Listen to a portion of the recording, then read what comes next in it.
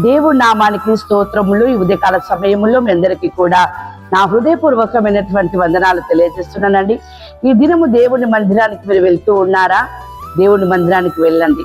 దేవునికి కృతజ్ఞతాస్తుతులు మీరు చెల్లించండి. దేవుని మందిరానికి వెళ్ళి ఆయన ఉపదేశం వింటున్నటువంటి మీకు నువ్వు ఏది ఆశిస్తున్నావో అది నీకు దొరుకుతూ ఉంది. వాక్యం సెలవిస్తా ఉంది కదా. ఇక్కడ మత్తయి సువార్త 17వ అధ్యాయము 11వ వచనంలో, మీరు చెడ్డవారయుండియు మీ పిల్లలకు మంచి ఈవులనియ్య నెరిగి ఉండగా పరలోకమందున్న మీ తండ్రి తన్ను అడుగు వారికి అంతకంటే ఎంతో నిశ్చయముగా మంచి ఈవులనిచ్చును.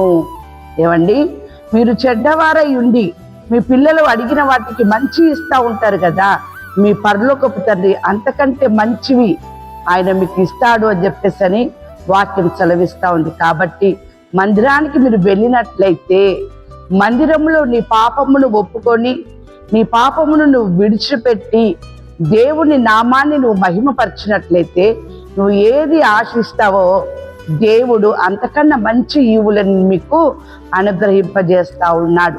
చూడండి, వాక్యం సెలవిస్తా ఉంది ఇక్కడ 90వ కీర్తన 17వ వచనములో, మా దేవుడైన యెహోవా ప్రసన్నత మా మీద నుండును గాక, మా చేతి పనిని మాకు స్థిరపరచుము, మా చేతి పనిని స్థిరపరచుము అని చెప్పి దేవుని మందిరానికి వెళ్ళి వారి యొక్క పని నిమిత్తమై వారు దేవుణ్ణి అడుగుతూ ఉన్నారు, మొరపెడతా ఉన్నారు. ఈరోజు వాక్యం సెలవిచ్చింది కదా, తన్ను అడుగు వారికి పరలోకమందున్నటువంటి మీ తండ్రి అంతకన్నా ఎక్కువగా మంచి ఈవులను ఇచ్చును కదా. మీరు అనుకున్నట్టుగానే మీరు దేని నిమిత్తమై మొరపెట్టి ఉన్నారో ఆ పనిని దేవుడు మీకు స్థిరపరుస్తూ ఉంటాడు.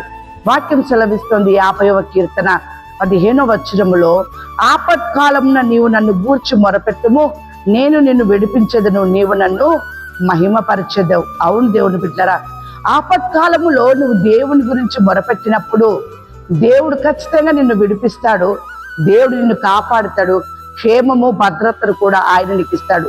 ఇచ్చినటువంటి ఆ యొక్క స్థితిని బట్టి ఈ యొక్క దినమున నీవు దేవుని సన్నిధానానికి వెళ్ళి దేవుణ్ణి మహిమపరిచేటటువంటి స్థితిలో నీవు ఉండాలి.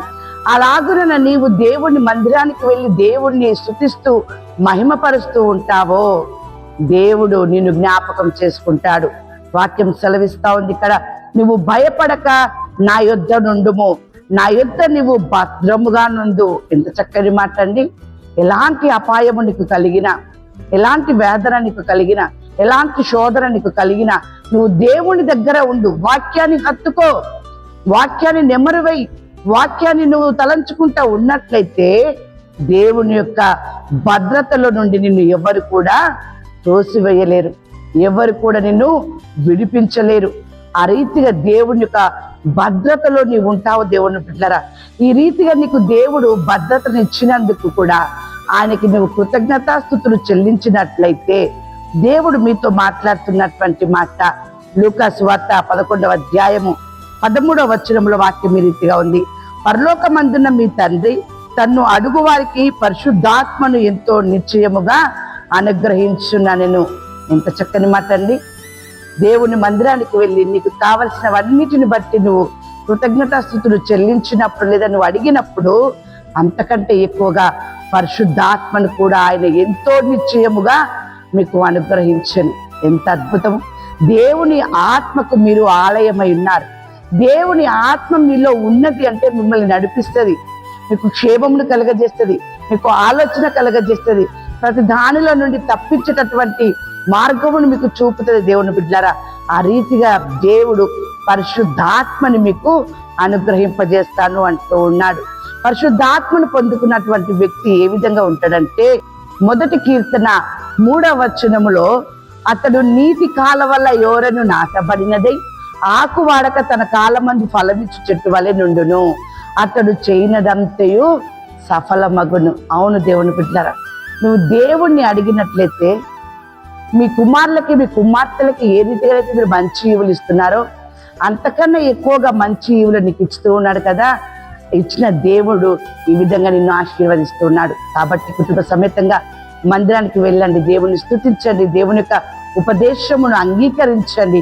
ఉదయకాల సమయంలో దేవుడు మీతో మాట్లాడుతున్నటువంటి మాట ఆదికాండము 17వ అధ్యాయము 2వ వచనం, నాకును నీకును మధ్య నా నిబంధనను నియమించి నిన్ను అత్యధికముగా అభివృద్ధి పొందించదనని అతనితో చెప్పాను. దేవుడు అబ్రహాముతో చెప్పినట్టుగా మీతో కూడా ఆ విధంగా అభివృద్ధి పొందించదను అని చెప్తున్నాడు. ఇటువంటి ఆశీర్వాదము మీ పైన నిండుగా కలుగును గాక. ఆమేన్.